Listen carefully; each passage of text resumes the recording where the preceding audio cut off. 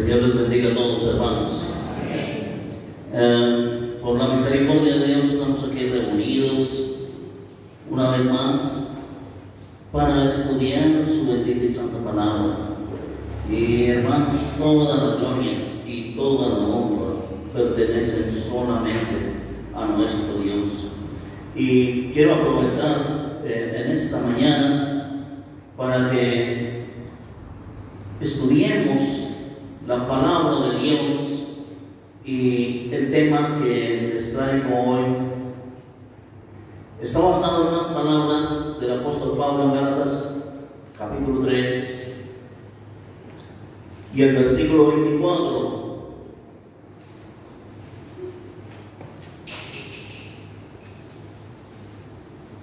De manera que la ley ha sido nuestro ayo para llevarnos a Cristo, a fin de que fuésemos justificados por la fe. Entonces, este es el tema.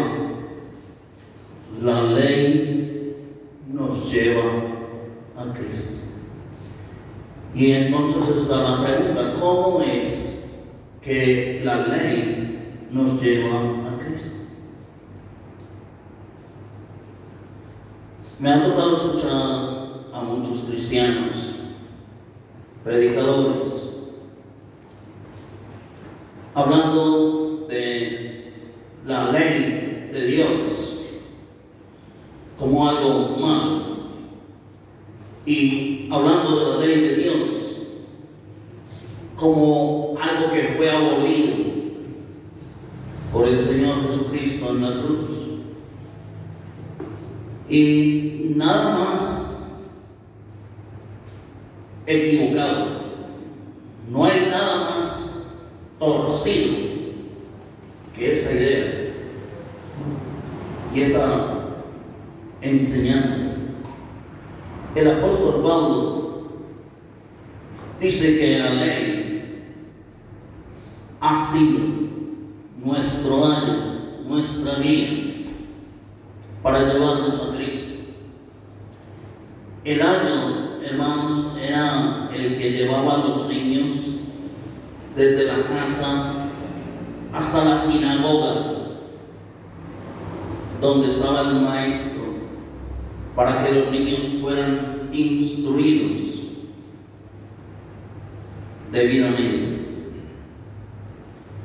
Entonces Pablo toma esa imagen y dice: la ley ha sido nuestra guía para llevarnos al Maestro, para llevarnos a Cristo.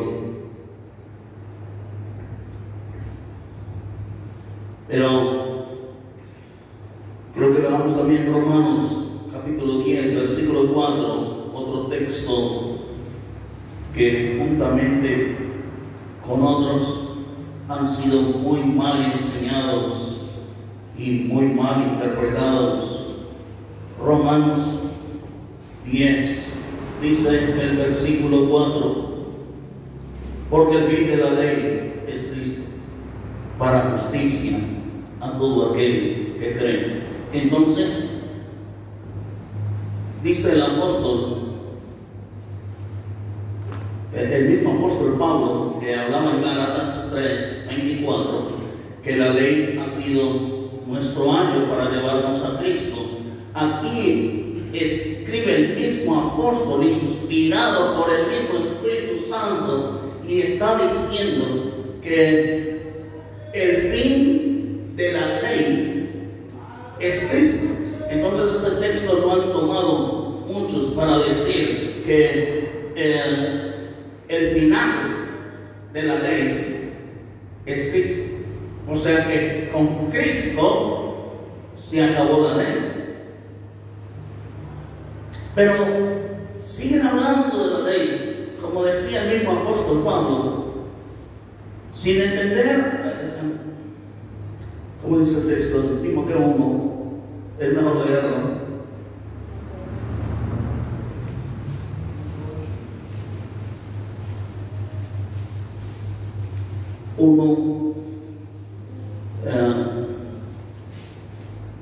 7.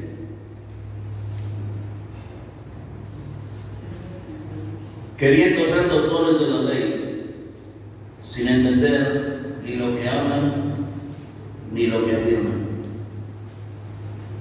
Y así hay muchos.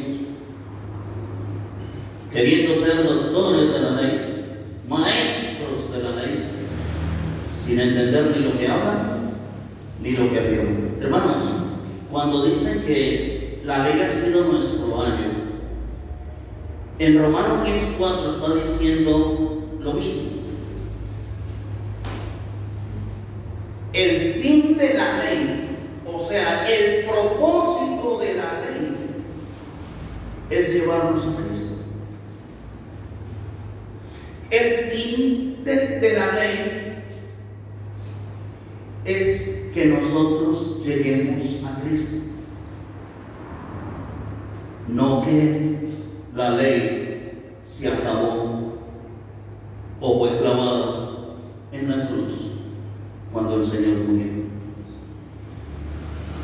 Por eso dice el versículo 8 también: pero sabemos que la ley es buena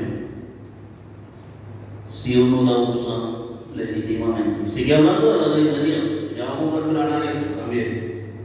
Conociendo esto, que la ley no fue dada para el justo, sino para los transgresores y desobedientes, para los impíos y pecadores, para los irreverentes y profanos, para los parricidas y matricidas, para los homicidas, para los fornicarios, para los sodomitas, para los secuestradores, para los mentirosos y perjuros, y para cuantos se opongan a la sana doctrina, según el glorioso evangelio del Dios bendito, que a mí me ha sido encomendado.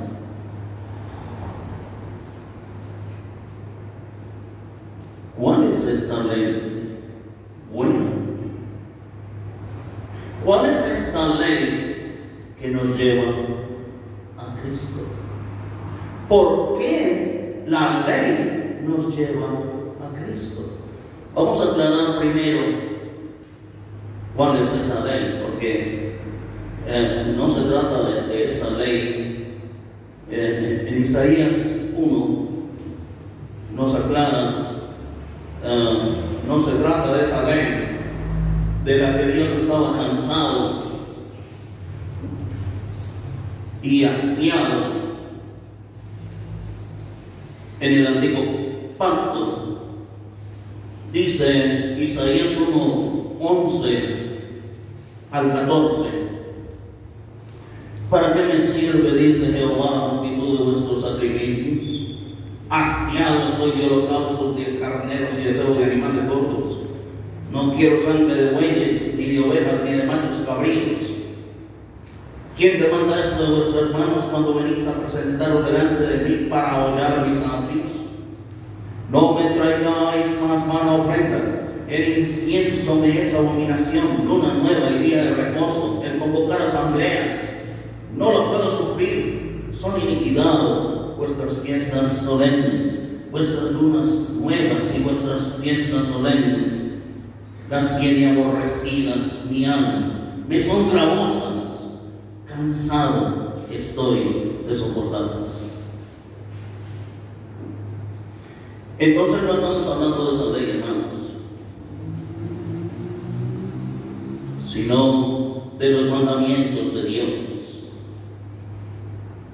Los mandamientos que Dios resumió en dos: amar a Dios por sobre todas las cosas y amar al prójimo. Y también aquí está incluido el día de reposo. Cuando dice Dios que no quiere más de esos sacrificios. Los judíos tenían el día de reposo para recordar quién los había sacado de la esclavitud en Egipto con mano fuerte y poderosa.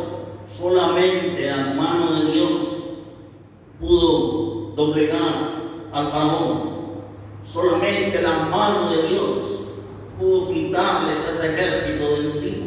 Solo la mano de Dios pudo acabar con todo ese país egipcio. Mientras que al pueblo de Dios no le tocó sufrir ni una sola plaga,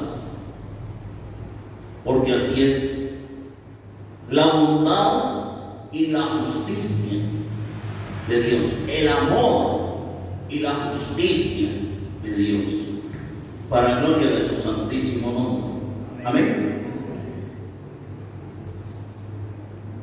Pablo entendió que la ley era la que lo podía llevar a Cristo. Pablo entendió eso porque ya habíamos leído en 1 Timoteo 1 que él decía la ley es buena si se usa legítimamente, y la ley no fue dada para los malos, para los santos, para los justos, sino para los malos, para los pecadores. Entonces, cada que nosotros le prediquemos la palabra de Dios a una persona, esa persona no tiene por qué estar contenta. Si es pecadora, esa persona tiene que quedar muy preocupada por su estado con Dios. Tiene que quedar muy preocupada y tiene que tomar una decisión con su vida. ¿Va a agradar a Dios o va a seguir en el pecado? En Romanos, el apóstol Pablo en el capítulo 7 aclara por qué la ley nos lleva a Cristo.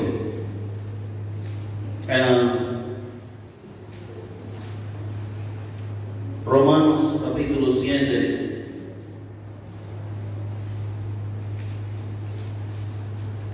Dice el versículo 7.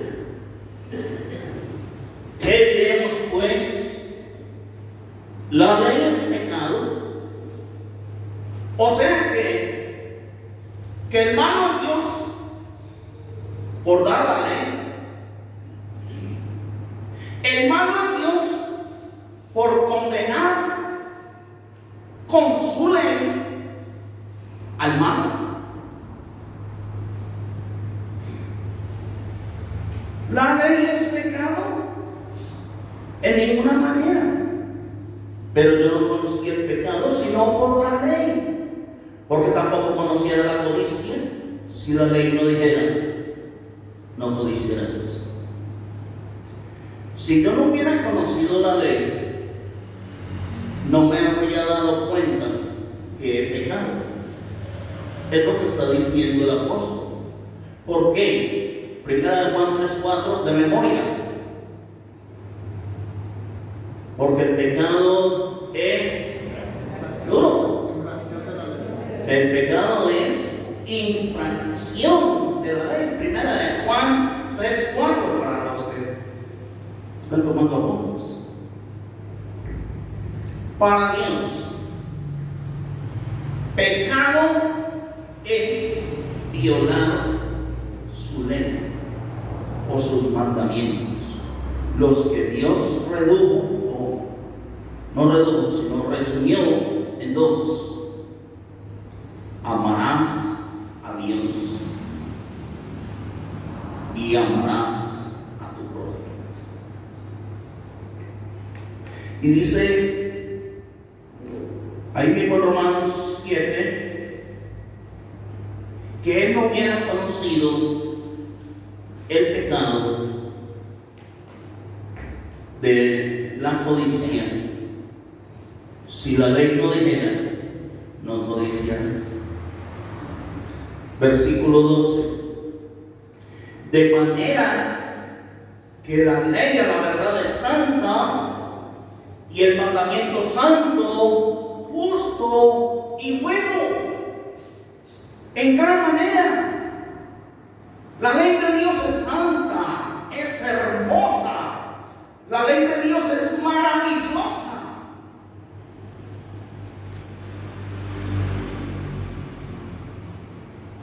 Lo dice el apóstol con toda la razón. El rey David David decía,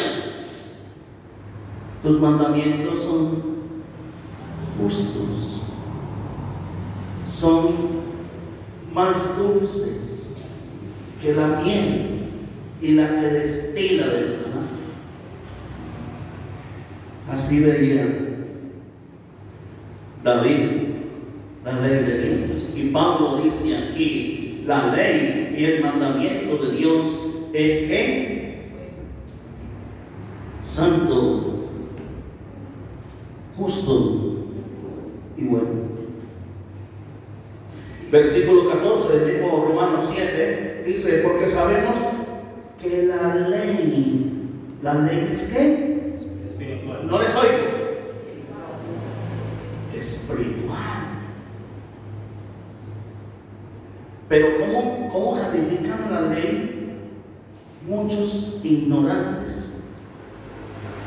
No, la ley es mala, la ley. No. Y esa ley, no, eso no la guarda nadie. No, la ley es la muerte. No, hermanos. La ley de Dios es buena, justa, santa.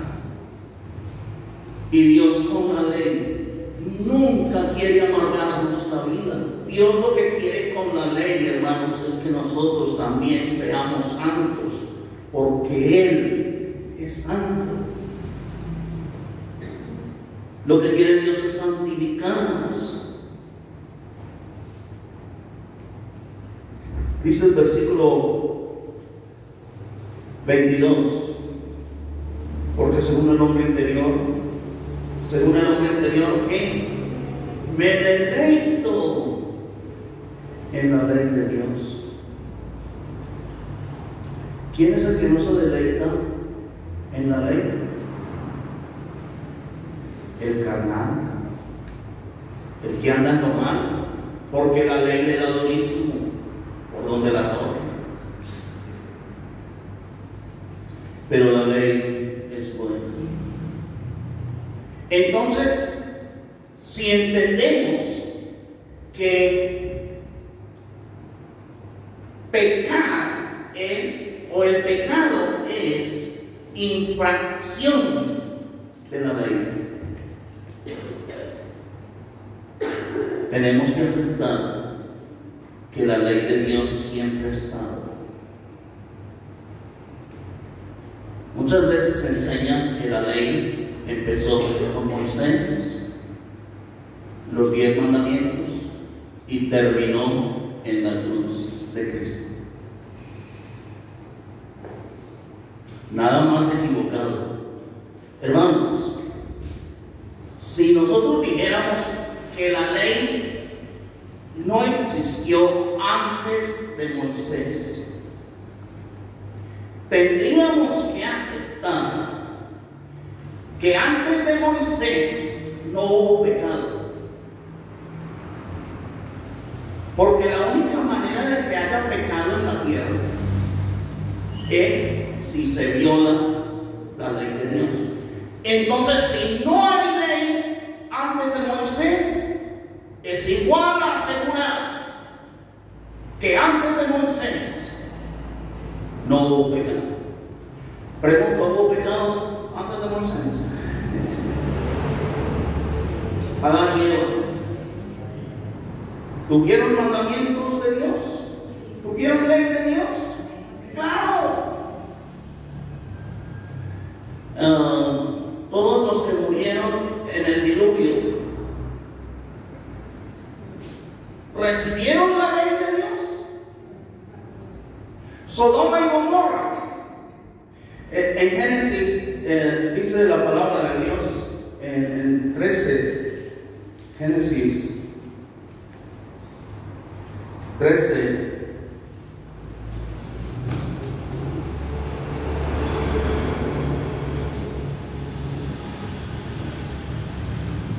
versículo 13. Mas los hombres de Sodoma eran malos y pecadores contra Jehová en gran manera. Si Si Sodoma y Gomorra pecaron contra Jehová nuestro Hacedor en gran manera, es porque Sodoma y Gomorra también tenían la ley de Dios y ellos la violaron. ¿Estamos de acuerdo? Capítulo 26 del mismo Génesis. Miremos otro que recibió la ley de Dios: Abraham. Abraham recibió la ley, los decretos, los estatutos y los mandamientos de Dios. ¿Cómo lo demostramos? Génesis 26:5. Por cuanto oyó Abraham mi voz y guardó mi precepto, mis mandamientos, mis estatutos y mis leyes. Hermanos, Abraham conoció a Moisés. Nunca. Y Abraham conoció entonces las tablas de la ley. Nunca. Pero en el texto dice cómo recibió la ley y los decretos y los estatutos de Dios. ¿Cómo los recibió? Versículo 5, lo repito: por cuanto oyó Abraham la ley de Dios y los guardó. O sea que la ley de Dios para Abraham fue verbal, pero no menos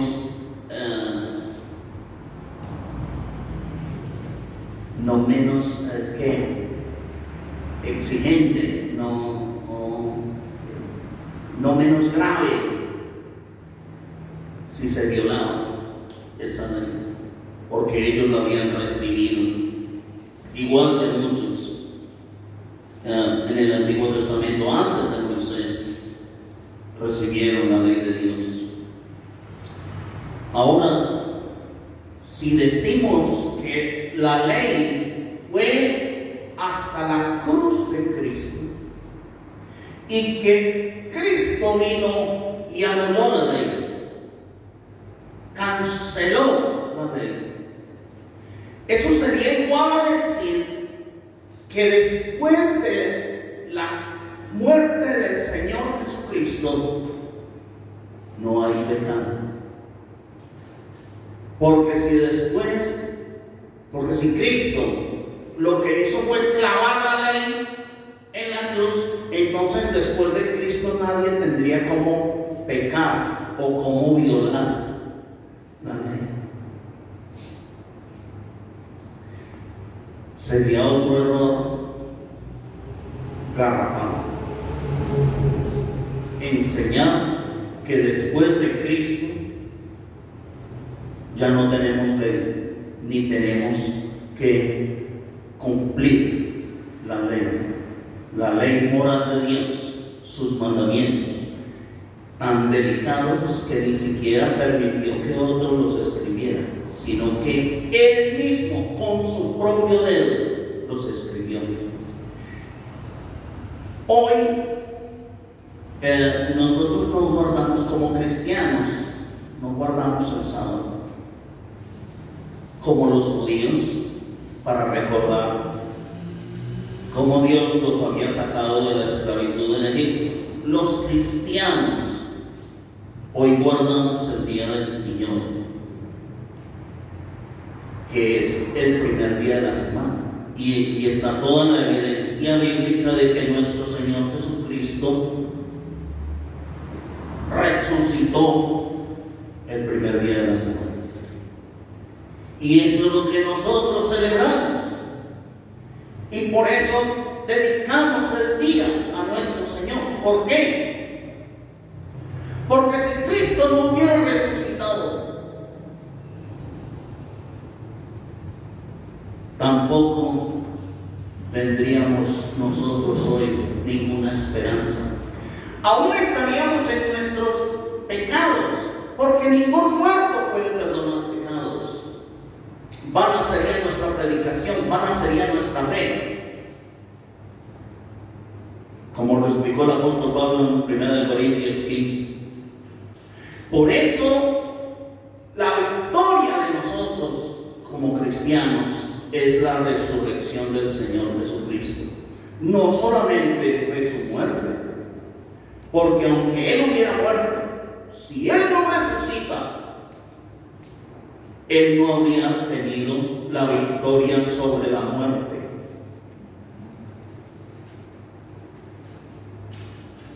Y no habría tenido la victoria sobre Satanás y sobre el pecado.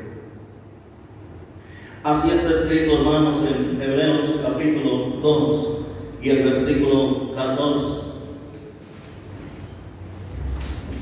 Hebreos 2:14. Así que, por cuanto los hijos participaron de carne y sangre, Él también participó de lo mismo, ojo, para destruir por medio de la muerte al que tenía el imperio de la muerte, esto es, al diablo. Cuando venció la muerte, con la resurrección.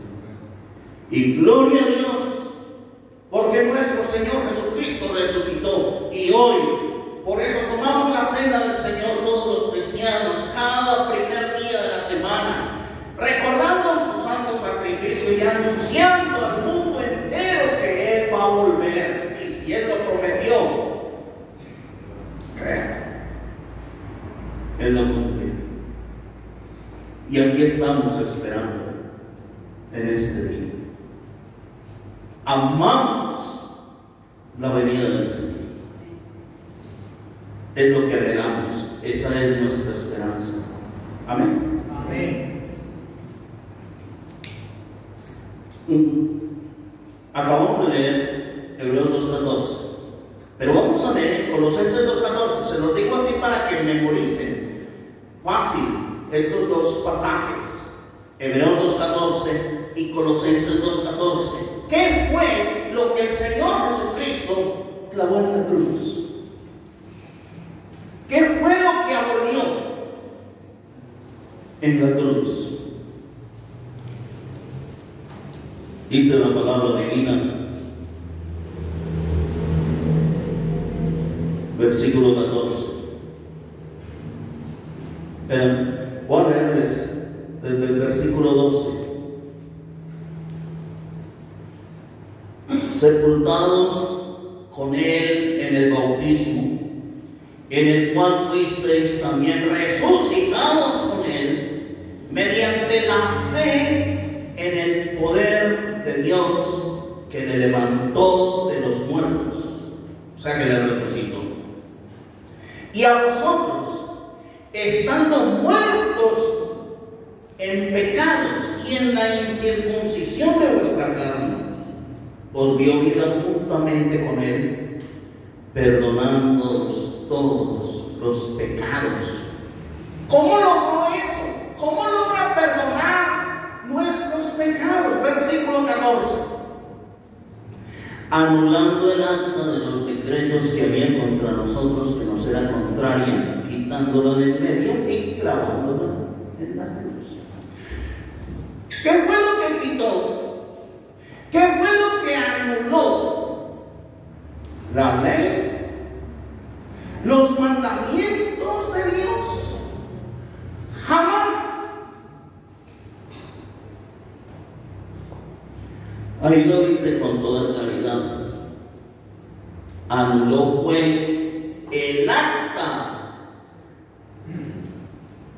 la sentencia de muerte que había contra nosotros, porque nosotros habíamos violado la ley. Y como habíamos violado la ley, la paga del pecado es la muerte. Entonces Él nos libra de la muerte viniendo a este mundo. Y cuando vio el acta, la condena que teníamos nosotros de muerte,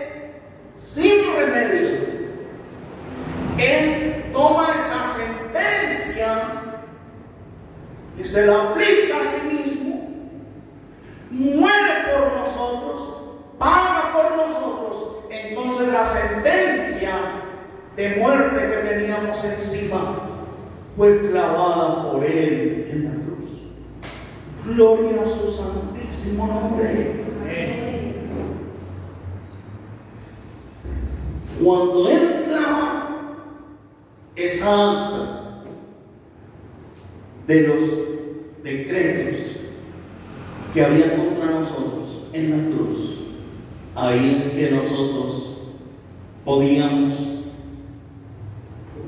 ser santos y recibir el perdón de los pecados. Porque cuando Él murió, Él le dijo al Padre, en cuanto a la sentencia que había contra nosotros: Padre, todo está consumado. En otras palabras, Padre, la deuda por el pecado queda cancelada. La sentencia de muerte queda anulada. Por eso en el versículo 12, se lo repito, Colosenses 2:12, sepultados con Él en el bautismo, en el cual, en ese mismo bautismo, fuisteis también resucitados con Él, mediante la fe en el poder de Dios que le levantó de los muertos. El Evangelio de nuestro Señor Jesucristo es su santo sacrificio, su muerte, su sepultura y su resurrección. El bautismo en Cristo es mi muerte con Cristo, es mi sepultura en las aguas para el perdón de mis pecados, y es mi resurrección con Cristo para empezar una vida nueva con Él. Así como Dios le levantó a Él de los muertos, también me levanta a mí, para gloria de su santo nombre. Entonces, hermanos, hasta aquí tenemos que concluir que después de la muerte del Señor, la ley fue anulada. Jamás. Si hubiera sido anulada, entonces no existiría el pecado después de la muerte del Señor. Por eso cuando Pablo dice, la ley nos lleva a Cristo, el fin de la ley es que nosotros lleguemos a Cristo. Pablo lo entendió muy bien y así lo explica. Porque ¿qué es lo qué es el pecado?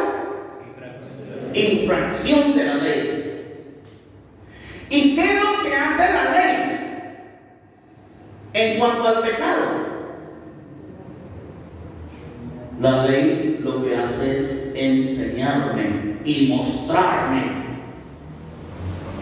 que yo sí he pecado, que yo sí he violado la ley de Dios. Entonces, cuando la ley me muestra el pecado y lo hace ver cuán grande y malo es, entonces yo no tengo otra alternativa que irme arrodillado a buscar el perdón en Cristo Jesús, mi Señor. Porque no hay otro nombre dado a los hombres en que podamos ser salvos. Nadie tiene otra esperanza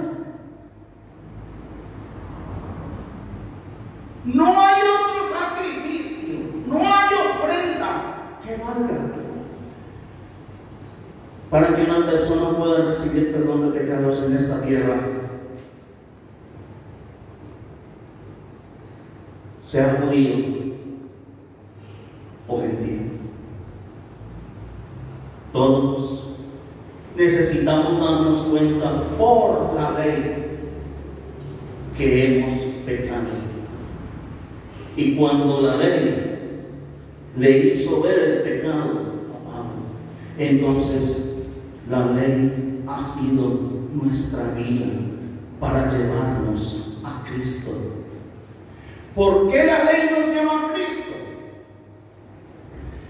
Si no hubiera ley, no habría pecado.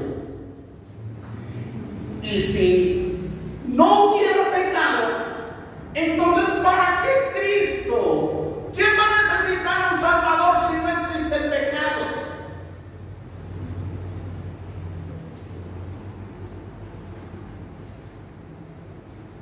Sin ley no hay pecado. Sin pecado nadie necesitaría a Cristo para que nos perdone, para que nos salve. Por eso Pablo está convencido que la ley de Dios es santa, justa, buena, y que la ley, al ponernos de frente el pecado y al hacer ver cuán pecadores hemos sido, entonces a nosotros no nos queda otra sino buscar a Cristo, arrodillarnos ante el Señor Jesucristo, como se lo dijo Saulo de Tarso al Señor Jesucristo, cuando Saulo de Tarso no podía creer en el Señor Jesucristo. Cuando Saulo de Tarso era un blasfemo y perseguidor de la iglesia, y creía en Dios, pero no creía en el Señor Jesucristo. Cuando Saulo de Tarso se dio cuenta que también necesitaba del Salvador, cuando se dio cuenta que él mismo estaba en pecado y que ninguno de esos sacrificios de animales y deseo, ninguna de esas actividades le podían perdonar los pecados. Entonces miremos lo que hizo. Filipenses capítulo 3.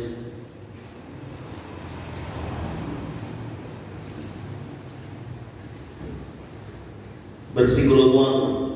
Habla el apóstol Pablo a la iglesia en Filipos y les aclara, hermanos, esta maravilla, esta joya preciosa se las revela.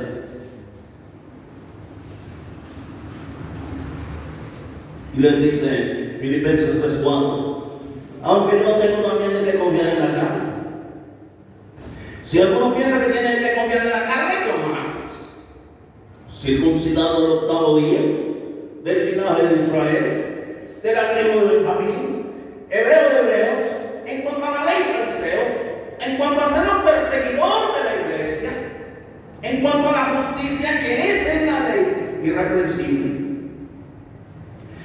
Pero cuantas cosas eran para mi ganancia, las he estimado como pérdida por amor de Cristo. Y ciertamente aún estimo todas las cosas como pérdida por la excelencia del conocimiento de Cristo Jesús mi Señor, por amor del cual lo he perdido todo y lo tengo por basura para ganar a Cristo. Gloria a Dios, hermanos, qué hermoso. Y dice el 9, y ser hallado en Cristo, no teniendo mi propia justicia, que es por la ley, sino la que es de Cristo Jesús, la justicia que es de Dios por la ley. Este hombre, cuando pudo entender, hermanos, el Evangelio, y pudo darse cuenta que la misma ley lo condenaba, él entendió: la ley me lleva a Cristo. La ley es la que me guía a Cristo, porque la ley me ha hecho ver cuán pecador soy, y la ley no tiene cómo perdonarme los pecados, pero me lleva humillado ante el Salvador. Y el que se creía justo y que se justificaba por esas cosas de la ley o por ser judío, descendiente de Abraham, hebreo de hebreos, ahora dice: cuantas cosas eran para mi ganancia, ahora las tengo como basura, con tal de adquirir la excelencia del conocimiento de Cristo Jesús mi Señor, para ser justificado por la fe en Él y no por mis obras, guardando la ley.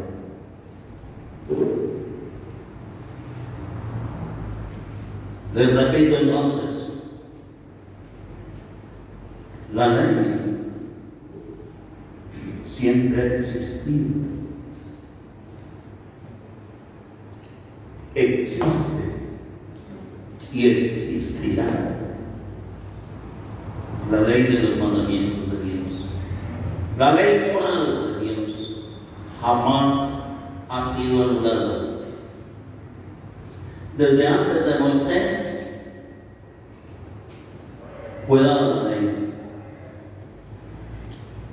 y después de la cruz, el apóstol Pablo dice en Romanos capítulo 6,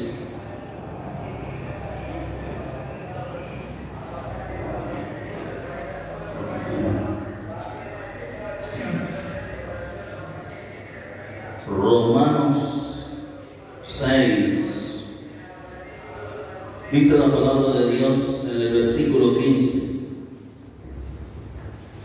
¿qué pues? Ojo, le dice a los hermanos en Roma, compuesta por judíos y gentiles, a la iglesia de Roma, les dice: ¿qué pues? ¿Pecaremos porque no estamos bajo la ley, sino bajo la gracia? En ninguna manera. Dice el versículo 16: ¿no sabéis que si os sometéis a alguien como esclavos para obedecerle, sois esclavos de aquel a quien obedecéis, sea del pecado para muerte o sea de la obediencia para justicia? Pero gracias a Dios que aunque erais, ojo, al 17, gracias a Dios que aunque erais esclavos del pecado, habéis obedecido de corazón a aquella forma de doctrina a la cual fuisteis entregados, y libertados del pecado, vinisteis a ser siervos o esclavos de la justicia. Hablo como humano, pues por vuestra humana debilidad, que así como para iniquidad presentasteis vuestros miembros para servir a la inmundicia y a la iniquidad, así ahora para santificación presentad vuestros miembros para servir a la justicia. Por cuanto erais esclavos del pecado, erais libres acerca de la justicia. Pero ¿qué fruto teníais de aquellas cosas de las cuales ahora os avergonzáis? Porque el fin de ellas es muerte. Ojo al 22, hermanos. Mas ahora que habéis sido libertados del pecado y hechos siervos de Dios, tenéis por vuestro fruto la santificación y como fin la vida eterna.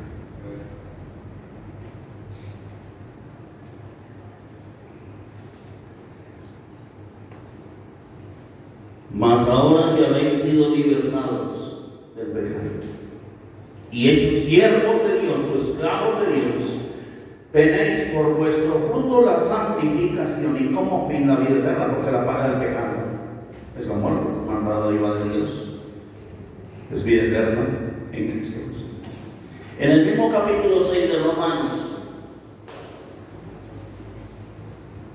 es importante leer versículos 3 y 4. Desde el 1 otra vez, 6:1. ¿Qué pues diremos? ¿Perseveraremos en el pecado para que la gracia abunde? O sea, como estamos bajo la gracia, ¿vamos a seguir pecando? En ninguna manera. Porque los que hemos muerto al pecado, ¿cómo viviremos aún en él? ¿O no sabéis que todos los que hemos sido bautizados en Cristo Jesús, hemos sido bautizados en su muerte? ¿Por qué? Porque somos sepultados juntamente con él para muerte por el bautismo, a fin de que como Cristo resucitó de los muertos por la gloria del Padre, así también nosotros andemos en vida nueva. ¿Cuándo empieza el nuevo nacimiento? ¿Cómo? No lo oigo. Cuando somos bautizados. Y ahí nos dice, ¿cuándo es su muerte? ¿Cuándo es su sepultura? ¿Cuándo es su resurrección? Por el bautismo. Por el bautismo. Yo no creo que el bautismo sea para perdón de pecado. Es que no nos importa lo que usted piense. Es que no nos interesa para nada lo que usted piense del bautismo.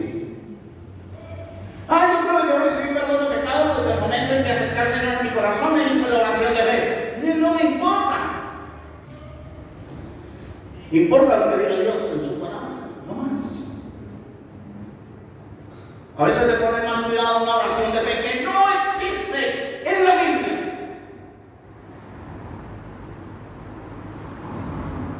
Le dan más credibilidad a eso.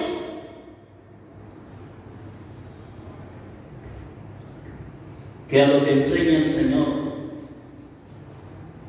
en su palabra divina, que es por el bautismo.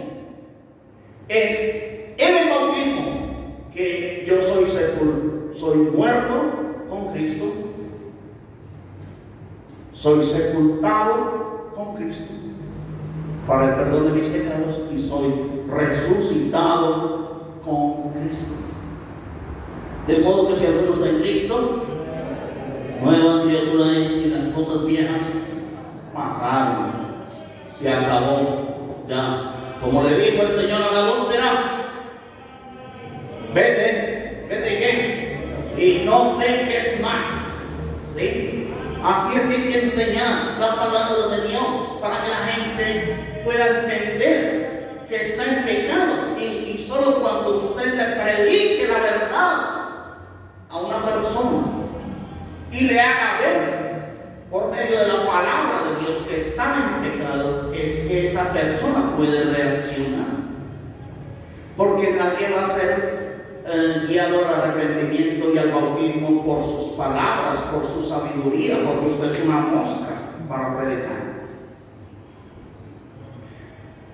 Hermanos, el único que tiene el poder para llegar al corazón del hombre en pecado y convencerlo de pecado y traspasar su mente, su corazón, su espíritu y discernir sus pensamientos e intenciones, se llama Dios.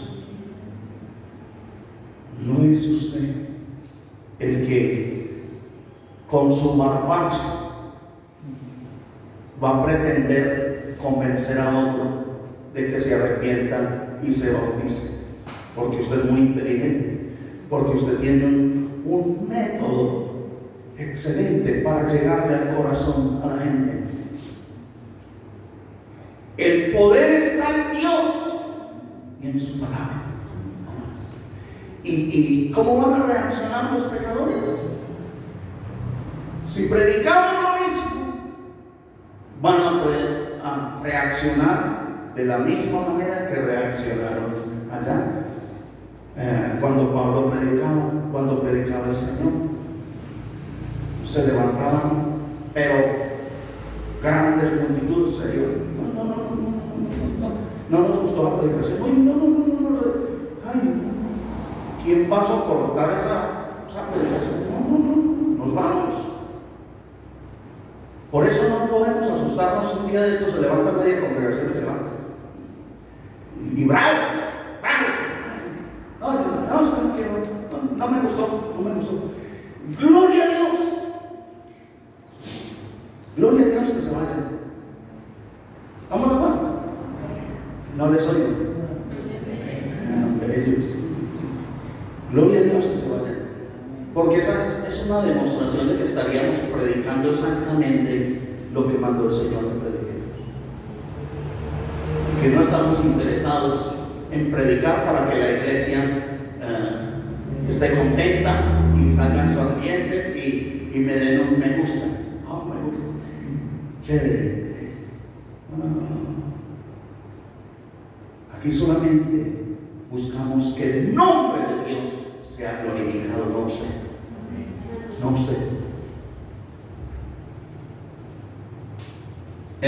Dice el versículo 5 ahí, estamos todavía en Romanos 6:4, dice, voy a repetir el 4, porque somos sepultados juntamente con Él para muerte por el bautismo, a fin de que como Cristo resucitó de los muertos por la gloria del Padre, así también nosotros andemos en vida nueva. 5. Porque si fuimos plantados juntamente con Él en la semejanza de su muerte, así también lo seremos en la de su resurrección. Gloria a Dios, hermanos. Si usted de verdad, cuando se bautizó, usted murió con Cristo, fue sepultado con Cristo y nació de nuevo, así también será en la semejanza de su resurrección. Versículo 6. Sabiendo esto, que nuestro viejo hombre fue crucificado juntamente con Él. Eso es el bautismo, hermanos. ¿Qué es el bautismo? Bueno, y aquí en este versículo es ser crucificado o muerto juntamente con Él, para que el cuerpo del pecado sea destruido. ¿Qué es lo que hay que hacer con ese cuerpo, hermanos? ¿Qué? Destruirlo. Pero la gente quiere seguir trabajando por su cuerpo, su carne. Hermanos, ¿saben cuál es el plan de Dios con su cuerpito? Meterle candela. ¿Estamos de acuerdo? Porque este cuerpo, estos huesos, no pueden heredar el reino de Dios. Esto no puede ir para el cielo. Por eso la carne, todo lo pide es aquí. Porque la carne sabe que no va para allá. La carne sabe que tiene que aprovechar es aquí, este cuartito de hora, aquí. Entonces, si me va a dar algo es aquí, ya. Eso quiere la carne. ¿Sí? ¿Qué quiere la carne? Casa, carro, beca, comodidad, fama. ¿Cuándo la quiere? Ya. Porque la carne sabe que no va a pasar. En cualquier momentito esto se acaba. Y la carne sabe que cada día está más mal. Y la carne sabe que cada día está más cerca del cementerio.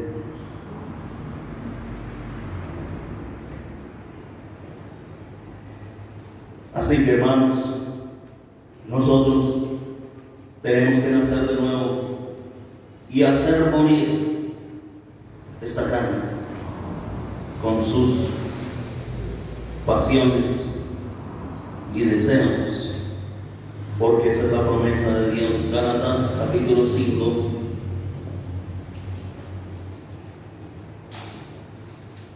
Dice la palabra de Dios,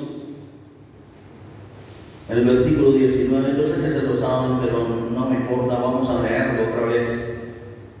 Y manifiestas son las obras de la carne, que son adulterio, fornicación, inmundicia, lascivia, idolatría, hechicerías, enemistades, pleitos, celos, iras, contiendas, disensiones, herejías, envidias, homicidios, borracheras, orgías y cosas semejantes a estas, acerca de las cuales os amonesto, como ya os lo he dicho antes, que los que practican tales cosas no heredarán el reino de Dios. Y no me importa si usted lo cree o no. Pero estamos leyendo la palabra de Dios, y la palabra de Dios es la única verdad. Entonces no nos vayamos donde el hermanito, que usted sabe que está mal, usted sabe que anda mal, a darle palmaditas en la espalda y palabras de amor y consuelo. Hermanos, cuando el rey David pecó y cometió adulterio con Betsabé, la esposa de uno de sus mejores guerreros, santos, un hombre santo, un hombre de Dios. Cuando ese hombre pecó, hermanos, él no necesitaba un hermanito que lo consuele, porque eso es lo que quieren todos los sinvergüenzas de hoy. Pecan y quieren que vayamos y los abracemos y los consolemos. Lo que necesitaba el rey David era un varón de Dios como Natán, capaz de enfrentarse a David. Y mira, no me importa que hayas matado a Goliat, no me importa, no me importa cuántos has matado, pero vengo a decirte la verdad de parte de Dios. Tú eres aquel hombre malvado, rico, que se aprovechó y le robó la única corderita que tenía tu hombre fiel, tu amigo, la única que él tenía.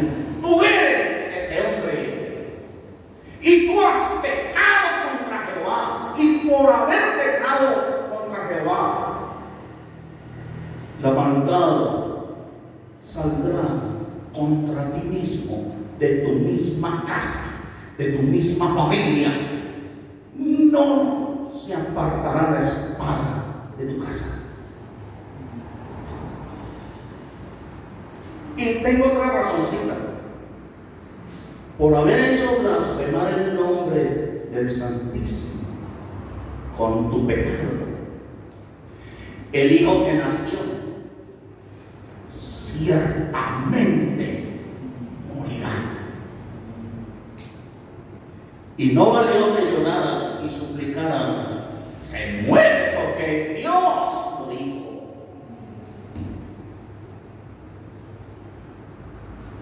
Entonces, hermanos, este mundo no necesita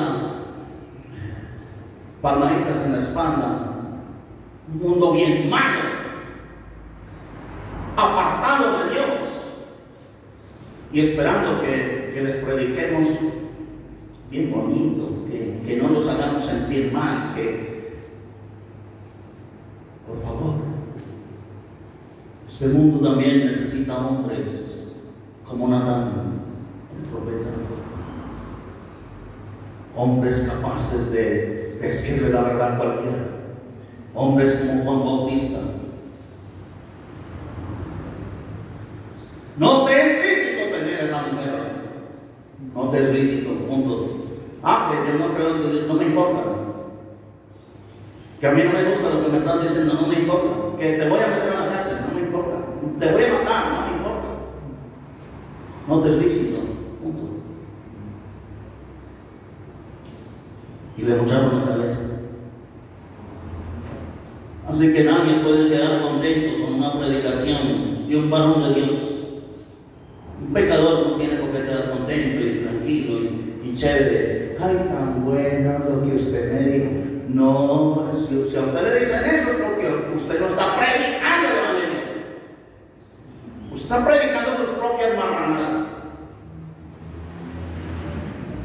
Pero si usted va a predicar el evangelio y le va a mostrar la verdad a la gente con la palabra de Dios, con la ley de Dios, le va a hacer ver que está en pecado. Es posible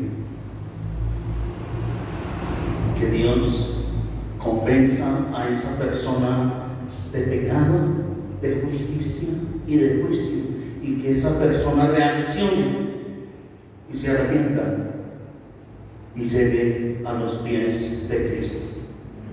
Porque la ley es la que hace que nosotros veamos cuán grande es el pecado que tenemos encima, y así nos lleva humillados a Cristo. Por eso también, hermanos, en Gálatas 4,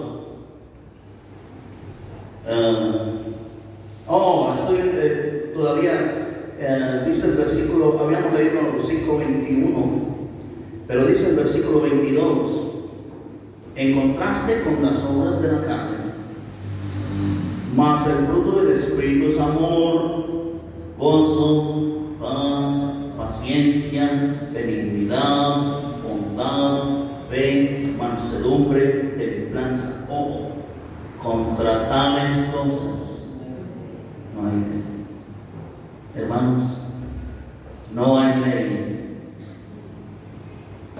que nos puedan aplicar a los que estemos llenos del Espíritu Santo y llevemos una vida santa, apartada del mal, del pecado. No hay cómo. Solo vamos a poder vivir en gozo, en paz. Y no estoy hablando del gozo de estar sonrientes, no. El gozo de hacer la voluntad de Dios por encima de lo que sea, como el Señor Jesucristo. Lo mataron, pero su gozo permaneció, porque no, ni siquiera con la muerte, porque él sabía del fruto de su santo sacrificio. No hay ley para ninguna persona espiritual que ha muerto al pecado, que ha muerto con Cristo, que está consagrado al Señor. Versículo 24. Pero los que son de Cristo han crucificado la carne con sus pasiones y deseos. Ustedes son de Cristo. O sea que ya crucificaron la carne con sus pasiones y deseos.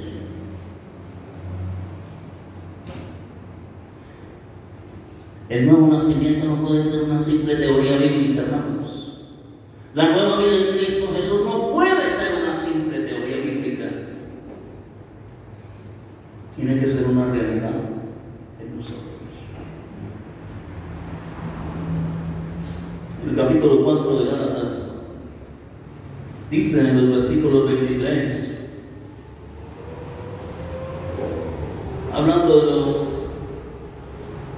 hijos de Abraham, Ismael e Isaac, dice: pero el de la esclava nació según la carne, mas el de la libre por la promesa, lo cual es una alegoría, pues estas mujeres son los dos bandos. El uno proviene del monte Sinaí, el cual da hijos para esclavitud. Este es Agar, porque Agar es el monte Sinaí en Arabia y corresponde a la Jerusalén actual, pues esta junto con sus hijos está en esclavitud. Ojo, más la Jerusalén de arriba, la cual es madre de todos nosotros, es libre, porque está escrito: regocíjate, oh estéril, tú que no das a luz. Prorrumpe en júbilo y clama, tú que no tienes dolor de parto, porque más son los hijos de la desolada que de la que tiene marido. Así que, hermanos, nosotros como Isaac somos hijos de la promesa. Gloria a Dios. Ojalá usted entendiera esto. Ojalá lo entienda. Hermanos, el hijo del esclavo nació según la voluntad de los hombres. Acuérdense que Sara le dijo a Abraham: "Oh, mi hijo, pues acuéstese con ella y tenga un hijo con ella", según la humanidad. Pero Isaac era imposible, humanamente hablando, que naciera. Porque Sara toda la vida había sido estéril. Y aparte, ya tenía más de 90 años. Y nada de hijo. Y Abraham, con 100 años ya. Humanamente era imposible que naciera Isaac. Pero Isaac nació no por voluntad humana, sino por su voluntad divina, por su poder, por su palabra, por su promesa, pudo existir Isaac. Y de ese ya casi muerto sale tremendo varón de Dios, para gloria de nuestro Señor. Amén. Entonces, dice el versículo 28, hacen que, hermanos, nosotros como Isaac somos hijos de la promesa. En otras palabras, hermanos, usted y yo, humanamente hablando, era imposible que naciéramos de nuevo. ¿Saben por qué nacimos? Por la promesa de Dios, que le prometió a Abraham: en tu simiente, no Isaac, porque la simiente es Cristo. Ahí mismo en Gálatas, la simiente es Cristo. En tu simiente serán benditas todas las naciones de la tierra. Humanamente era imposible que usted y yo pudiéramos seguir vivos después de cometer tanto pecado. Pero Dios, por su promesa, envió a su Santísimo Hijo para que nosotros también, como Isaac, que era imposible que naciera humanamente, nació por el poder y la misericordia de Dios. Así usted y yo hemos nacido de nuevo por el poder de Dios, porque de tal manera amó Dios al mundo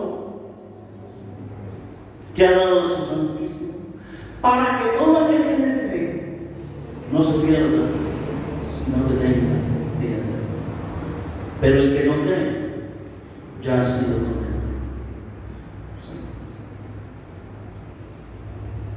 Así que somos hijos de la promesa por su infinita misericordia, hermanos. Y quiero concluir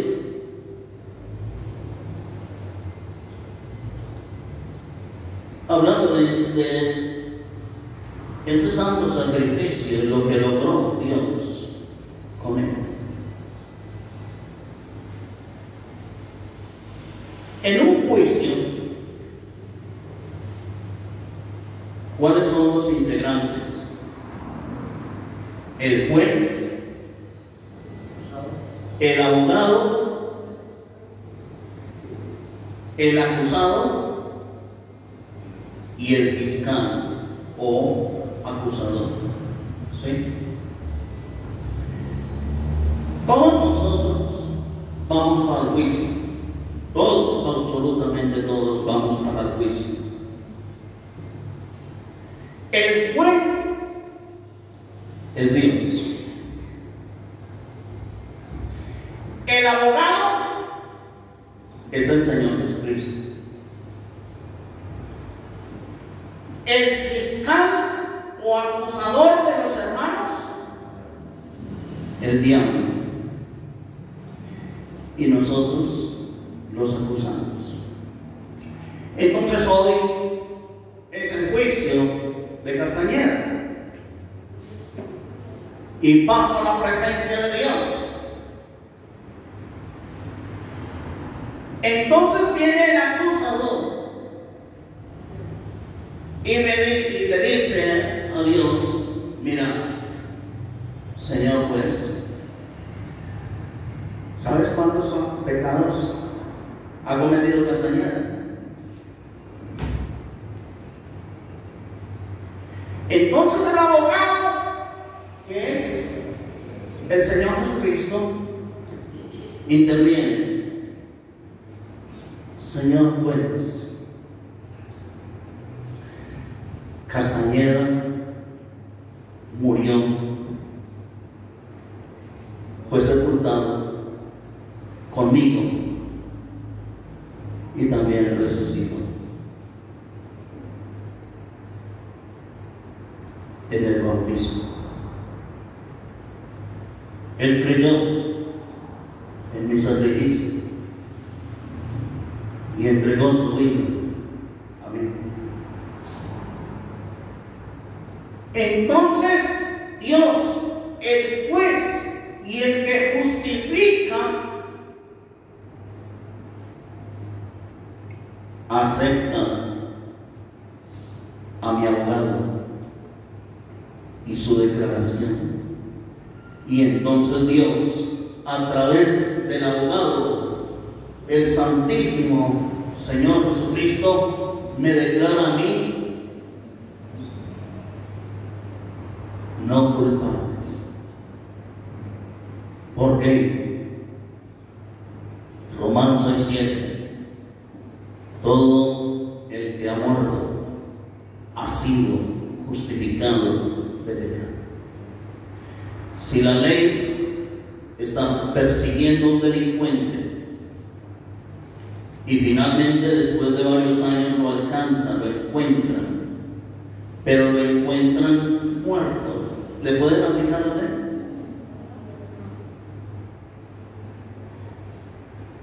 Si el Señor me presenta a mí muerto con Él en el bautismo, yo quedo justificado y la ley no me puede cobrar nada.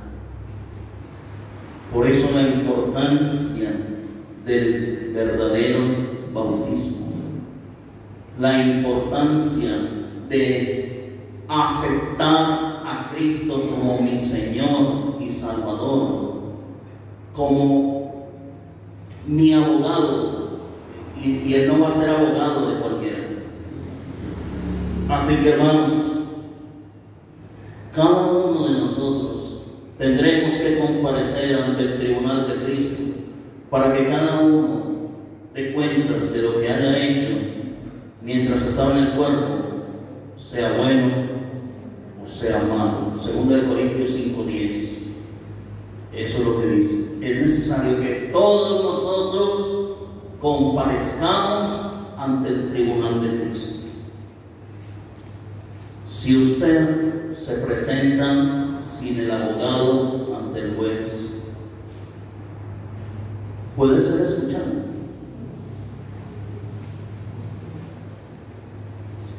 Por eso la gente no ha entendido la enorme importancia de Cristo en mi vida, la enorme importancia del santo sacrificio del Señor por mí en la cruz.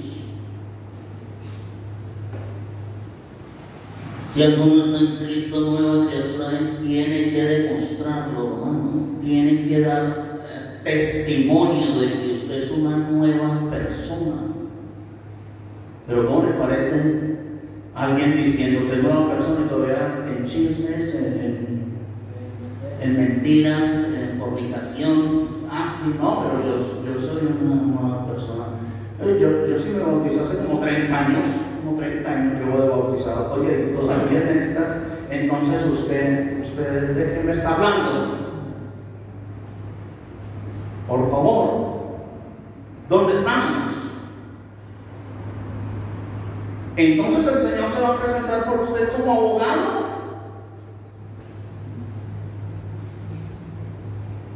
Por favor,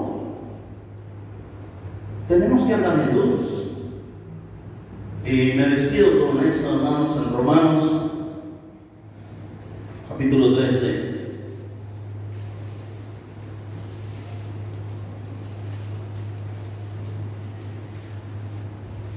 Dice la palabra de Dios desde el versículo 8. No debáis a nadie nada, sino el amaros unos a otros, porque el que ama al prójimo ha cumplido la ley de Dios. ¿Por qué?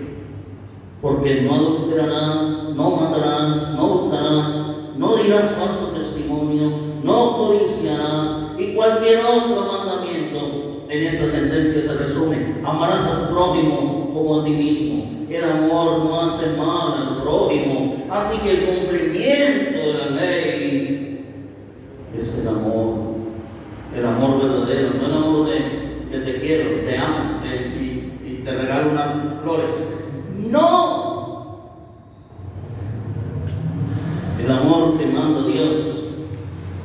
Si yo amo al prójimo, jamás lo voy a engañar, jamás voy a cometer adulterio, jamás. Si yo amo al prójimo, si yo entiendo, para cumplir así la ley de Dios, jamás le voy a mentir. Versículo 11. Hay que cumplir la ley conforme lo hemos leído. Versículo 11. Y esto, conociendo el tiempo, que ya es hora de levantarnos del sueño, porque ahora está más cerca de nosotros nuestra salvación que cuando creímos. La noche está avanzada y se acerca el día. Desechemos pues las obras de las tinieblas y vistámonos las armas de la luz. Andemos como de día, honestamente, no en glotonerías y borracheras, no en lujurias y lascivias, no en contiendas y envidia, sino vestidos del Señor Jesucristo, y no proveáis para los deseos de la carne. Gloria a Dios por su palabra, gloria a Dios por su ley santa, justa, buena, su ley que nos enseña cuán sucios y pecadores hemos sido. Su ley nos lleva a Cristo, obligados a arrepentirnos y a dedicar nuestras vidas al Señor, el que murió por nosotros. Ya no vivimos para agradarnos a nosotros mismos, sino para agradar al que murió y resucitó por nosotros, y no proveer para los deseos de la carne. Que Dios les bendiga a todos.